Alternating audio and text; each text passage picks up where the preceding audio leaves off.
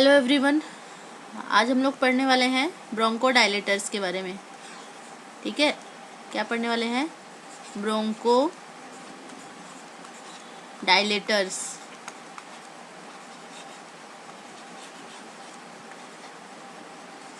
ठीक है, नाम से समझ में आ रहा है। ब्रोंको मतलब ब्रोंकस है ना, और डायलेटर मतलब डायलेट करने वाला। तो जो ब्रोंकस और ब्रोंक्योल्स जो होते हैं उनको जो डायलेट करने वाले ड्रग्स होते हैं उसको हम लोग क्या बोलते हैं? ब्रोंको डायलेटर्स बोलते हैं। ठीक है, और इनको किस में यूज़ करते हैं हम लोग? जो भी रेस्पिरेटरी प्रॉब्लम्स होते हैं जैसे COPD वगैरह है, ल्यूमन नैरो होने वाले जितने भी प्रॉब्लम्स होते हैं, COPD है या फिर तुम्हारा अस्थमा है, ब्रोंकियल अस्थमा वगैरह। ठीक है, तो ये सब में जो है इनका यूज़ किया जाता है। ठीक है, तो ब्रोंकोडायलेटर्स के बारे में अभी हम लोग पढ़ने वाले हैं। ओके,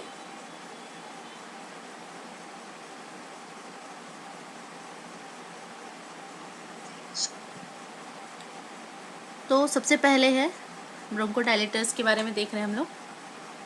सबसे पहले है कि ब्रोंकोडायलेटर्स क्या होते हैं। तो ये क्या करते हैं? ब्रोंकोडायलेटर्स जो होते हैं वो रिलैक्स करते हैं ब्रोंकियल स्मूथ मसल्स को। क्या काम करते हैं ये?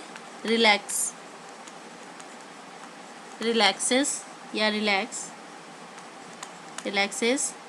ब्रोंकियल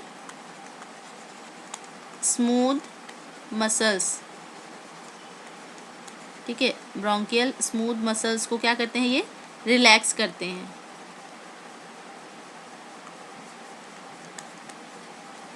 ओके, और दूसरा चीज़ क्या करते हैं? डायलेट करते हैं ब्रोंकाई और ब्रोंक्यूल्स को जो कि ऑलरेडी नैरो हो चुके हैं। ठीक है, तो dilates the bronchi and bronchioles which are narrowed। मतलब ऐसे ब्रोंक्यूल्स या ब्रोंकाई जो कि नैरो हो चुके हैं ऑलरेडी, किसी भी रीज़न से नैरो हुए हैं, उनको डायलेट करना और जो स्मूथ मसल्स हैं उनको रिलैक्स करना। ओवरऑल वही मतलब है कि रिलैक्स करेगा तभी वो क्या होगा, जो ल्यूमेन है वो क्या होगा? नैरो होगा। ठीक है, तो ये हम लोग देखेंगे। ठीक है, तो आगे देखते हैं हम लोग कि कौन कौन से टाइप के ब्रोंकोडायलेटर्स होते हैं। ठीक है, तो 3 टाइप के ब्रोंकोडायलेटर्स होते हैं। पहला है एंटीकोलिनर्जिक।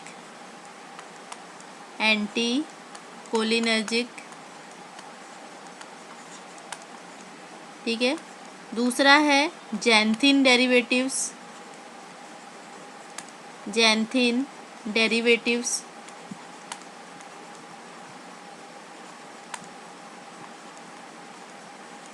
ठीक, और तीसरा होता है बीटा एड्रीनर्जिक। इसको सिम्पैथोमिमेटिक ड्रग्स भी बोलते हैं। ठीक है, तो ये 3 ग्रुप हैं ब्रोंकोडायलेटर्स के। इनका मैकेनिज्म ऑफ एक्शन हम लोग आगे देखेंगे कि कैसे काम करते हैं। फार्माकोलॉजी मतलब वही है कि ड्रग्स के कौन कौन से ग्रुप होते हैं और वो कैसे काम करते हैं। उसके अलावा बाकी चीज़ें नहीं पढ़नी हम लोग को। ठीक है, 5 मार्क्स में आएगा, उसके अकॉर्डिंग देखते हैं। तो सबसे पहला हम लोग क्या देख रहे थे? एंटीकोलिनर्जिक।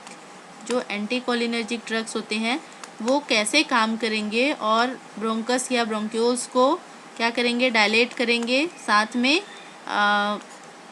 क्या करेंगे? ये स्मूथ मसल्स को रिलैक्स करेंगे। कैसे काम करते हैं इसके बारे में हम लोग अभी देखने वाले हैं। ठीक है, तो ये क्या करते हैं? Prevents binding of cholinergic substances. जो भी कोलिनर्जिक सब्सटेंस हैं उनका बाइंडिंग को प्रिवेंट करते हैं। ठीक है, prevents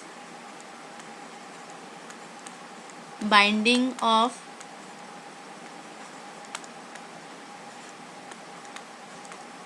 cholinergic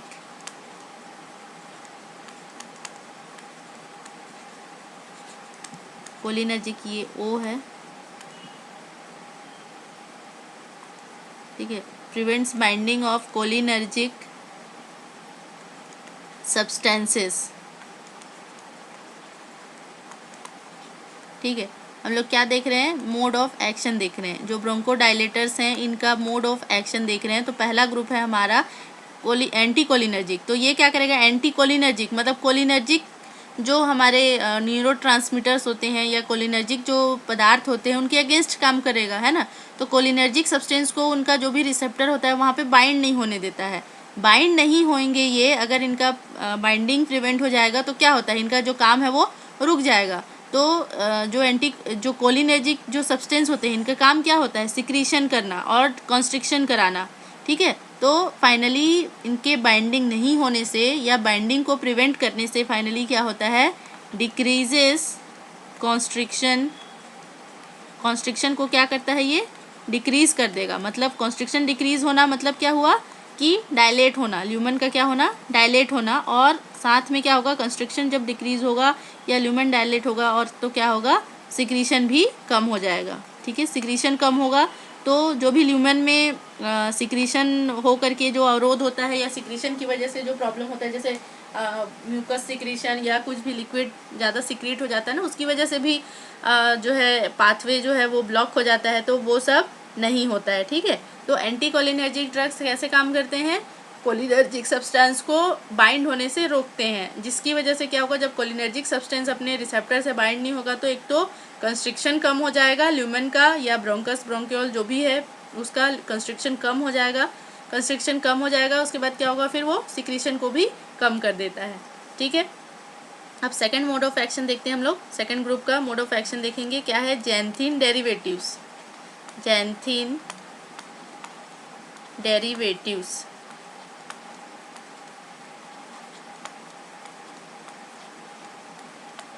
okay.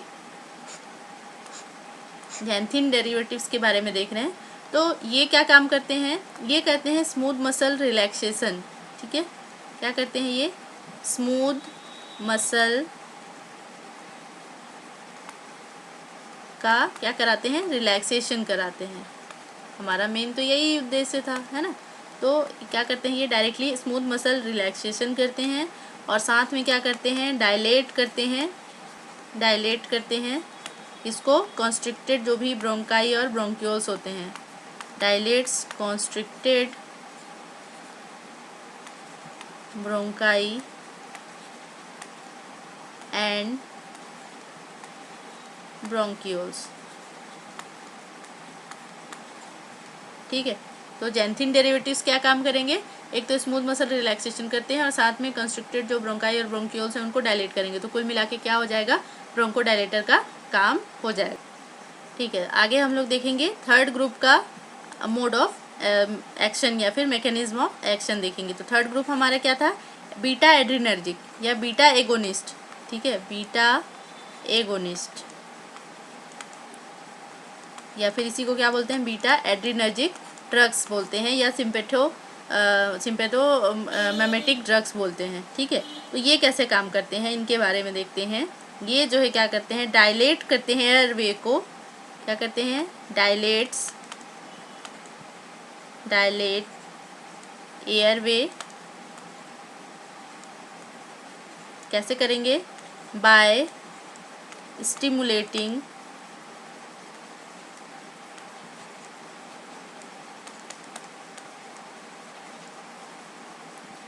Beta 2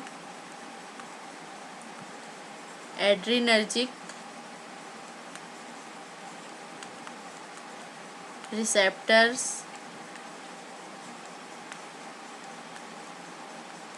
in lungs.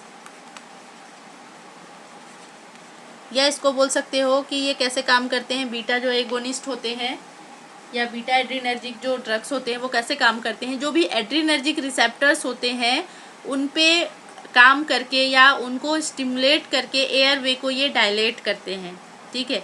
अब जो बीटा एगोनिस्ट है ना, इसके भी 3 ग्रुप हैं, एक तो सेलेक्टिव हो जाता है, दूसरा नॉन सेलेक्टिव हो जाता है। 2 नॉन सेलेक्टिव में ही 2 हैं और एक सेलेक्टिव वाला है, तो टोटल 3 ग्रुप हो जाता है इसका, ठीक है। देखते हैं 3 ग्रुप कैसे होगा। 3 ग्रुप है। पहला ग्रुप है इसका, पहला ग्रुप क्या है, ए करते हैं, स्मॉल ए, ठीक है। बीटा एगोनिस्ट के अंदर में पहला ग्रुप है जो कि क्या होगा, पूरी कंप्लीटली नॉन सेलेक्टिव है। नॉन सेलेक्टिव एड्रीनर्जिक ड्रग बोल देंगे उसको हम लोग। कौन से ग्रुप में रखेंगे, non selective adrenergic non selective adrenergic drugs. ठीक है, तो ये नॉन सेलेक्टिव है, पहले से बता दिया कि ये सेलेक्टिव नहीं है। सेलेक्टिव नहीं है मतलब इसको नहीं पता कि सिर्फ रेस्पिरेटरी वाले पे काम करना है। ये क्या करेगा, कोई सेलेक्ट नहीं करना है, मतलब ये जनरल काम करेगा। जनरल काम करेगा मतलब ये पूरे के पूरे जितने भी एड्रीनर्जिक रिसेप्टर्स होते हैं सबको ब्लॉक कर देता, स्टिमुलेट कर देता है, सॉरी। ठीक है, तो ये स्टिमुलेट ऑल एड्रीनर्जिक रिसेप्टर, और ऑल मतलब क्या क्या आते हैं उसमें, तो ये क्या करता है, स्टिमुलेट अल्फा या ए रिसेप्टर, ए या अल्फा, बीटा वन जो एड्रीनर्जिक रिसेप्टर होता है, ये क्या होता है, कार्डियक फंक्शन करता है, कार्डियक काम करता है, हार्ट पे काम करता है ये। ठीक है, beta one and beta two, मतलब बीटा टू जो होता है वो क्या होता है, रेस्पिरेटरी होता है। ठीक है, रेस्पिरेटरी होता है ये रिसेप्टर्स। ठीक है, सेलेक्टिव और नॉन सेलेक्टिव का मतलब है, नॉन सेलेक्टिव मतलब जनरल, सेलेक्टिव मतलब किसी पर्टिकुलर को सेलेक्ट करके सिर्फ उसी को स्टिमुलेट करना, है ना। तो जैसे हम लोग, मैं पढ़ाई थी ना कि एंटी माइक्रोबियल मतलब सारे माइक्रो ऑर्गेनिज्म पे काम करता है, तो वो स्पेसिफिक नहीं होता तो अच्छे से काम भी नहीं कर पाता है। और कोई स्पेसिफिक हो गया, एंटीवायरल है जैसे, तो कोरोना के लिए अलग से बनेगा, वो स्पेसिफिक हो गया, सारे वायरस को मारेगा, वो अलग हो गया। और एक होगा जो सिर्फ कोरोना को मारेगा, तो कोरोना को सिर्फ मारेगा, वो क्या हो गया, उसका सेलेक्टिव हो गया। नॉन सेलेक्टिव मतलब जो सारे ओवरऑल सारे माइक्रो ऑर्गेनिज्म को मारता है। तो वैसे ये नॉन सेलेक्टिव है, जो कि ये नहीं देखता कि कौन सा हमको कार्डियक रिसेप्टर है, कौन सा क्या रिसेप्टर है, ये सारे रिसेप्टर को स्टिमुलेट कर देता है। ठीक है, तो ये पहला हो जाता है कि नॉन सेलेक्टिव एड्रीनर्जिक ड्रग्स है। ठीक है, दूसरा ग्रुप आता है इसमें, नॉन सेलेक्टिव ही है लेकिन वो बीटा, बस बीटा एड्रीनर्जिक को करता है, अल्फा वाला को नहीं करेगा। ठीक है, नॉन सेलेक्टिव मतलब ये भी नहीं देख रहा है कि कार्डियक कौन सा है और रेस्पिरेटरी कौन सा रिसेप्टर है ना, लेकिन बीटा को बस कर रहा है। चलो उससे तो थोड़ा सेलेक्टिव हो गया, पहले वाला का क्या कर रहा था, अल्फा को भी कर रहा था, तो ये सिर्फ बीटा को करेगा लेकिन कार्डियक और रेस्पिरेटरी दोनों को करता है। ठीक है, तो नॉन सेलेक्टिव एड्रीनर्जिक ड्रग्स इस ग्रुप में क्या करेगा, ये स्टिमुलेट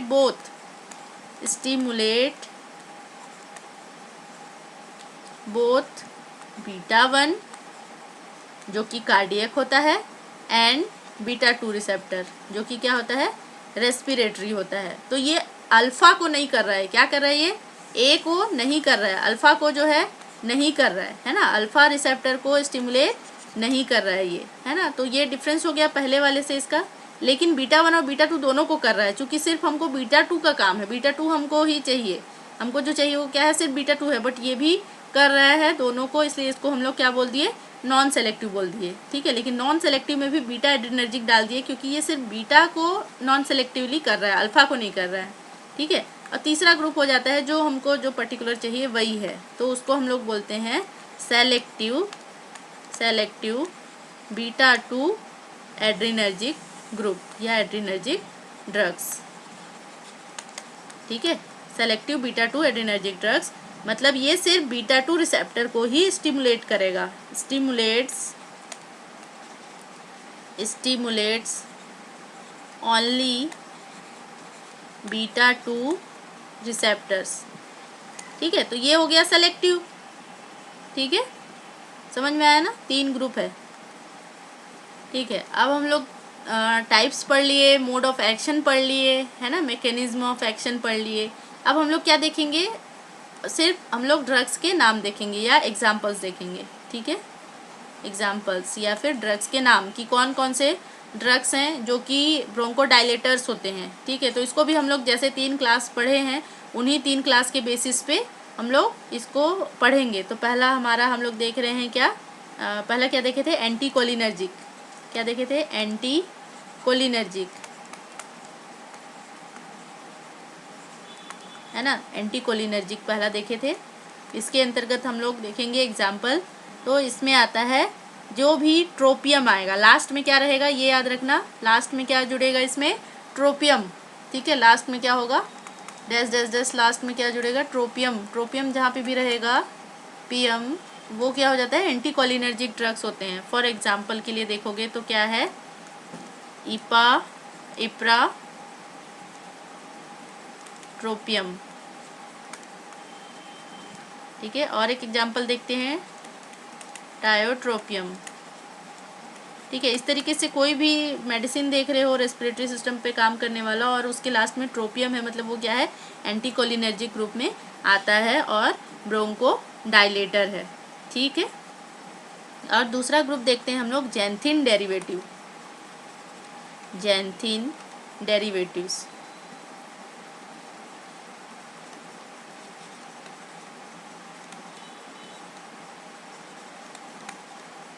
जैंथिन डेरिवेटिव्स, ये वी है। ठीक है, तो जैसे इसमें ट्रोपियम जुड़ा था ना लास्ट में, वैसे ही इसमें क्या जुड़ता है, लास्ट में फाइलिन जुड़ता है। फाइलिन, जैसे डेरिफाइलिन वगैरह होता है ना, अमीनोफाइलिन, तो लास्ट में इसमें क्या जुड़ेगा, फाइलिन। ठीक है, जैसे कि फॉर एग्जांपल देखोगे तो अमीनोफाइलिन, अमीनोफाइलिन, कोई भी ड्रग है उसके लास्ट में फाइलिन है, तो मोस्टली चांसेस हैं कि वो जैंथिन डेरिवेटिव क्या है, ये ब्रोंको डायलेटर है। ठीक है, तो अमीनोफाइलिन है। ठीक है, और जो भी होता है डेरिफाइलिन या ऑक्सट्रियोफाइलिन ऐसे करके होता है, ऑक्सट्रीफाइलिन, इस तरीके से आते हैं। ठीक है, तो ये हो गया सेकंड ग्रुप का एग्जाम्पल। और थर्ड हम लोग देखेंगे क्या, beta agonist. Beta agonist,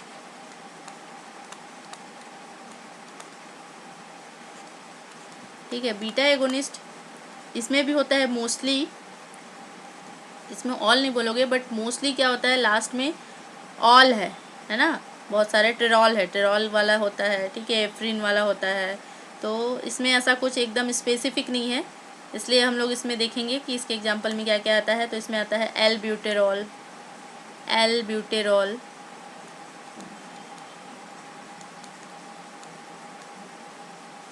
epinephrine,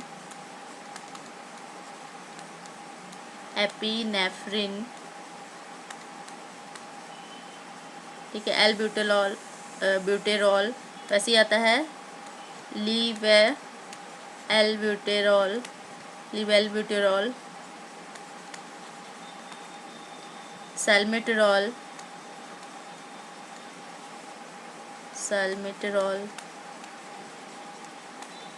ठीक है, इसके अलावा आता है टरब्यूटेरिन,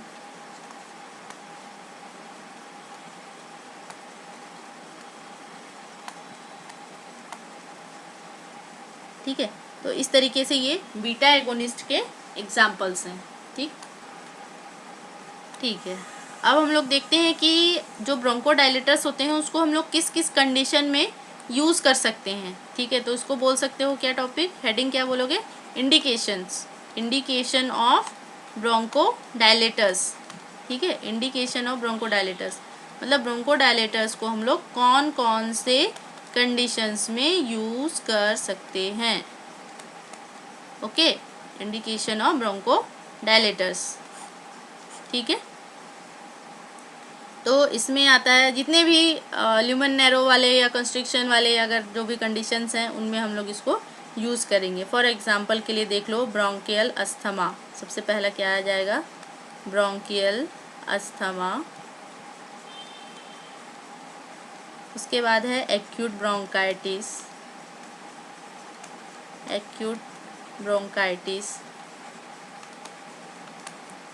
क्रॉनिक ब्रोंकाइटिस,